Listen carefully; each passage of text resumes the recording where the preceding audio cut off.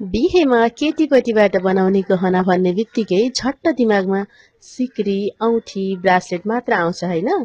त्यसो हो भने यो भिडियो पुरा हेर्नुहोस् है त। नमस्कार, म पार्थिबाट ज्वेलर्स लालबन्दीबाट।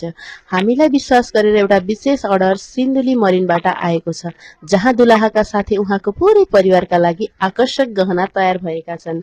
यसमा बेहुलाको आमाको लागि ग्रीन क्रिस्टलमा बनाइएको फेन्सी लकेट, हजुरबुवाको लागि 6 आनाको औँठी, हजुरआमाको लागि रातो हाइड्रो लकेट, दुलाहाको दिदीको लागि हरियो हाइड्रोमा तयार गरिएको छोटो नौगेडी र दुलाहाका लागि 1.5 तोलामा बनेको नयाँ डिजाइनको ब्रासलेट अनि 8 आनाको सिंगल स्टोन राखिएको फेन्सी औँठी सिक्री उहाँहरूले पहिला नै बनाइसक्नु भएको थियो। हामीहरूलाई विश्वास गरेर यो बहुमूल्य अर्डर दिनुभएकोमा हृदयदेखि नै धेरै धेरै धन्यवाद भन्न चाहन्छु। हजुरहरूलाई पनि विवाह, व्रतबन्ध वा जुनसुकै शुभ कार्यका लागि आधुनिक वा परम्परागत डिजाइनमा सुन चाँदीका गरगहना बनाउन परेमा हामीलाई सम्झनुहोला। हस्, थ्याङ्क यू।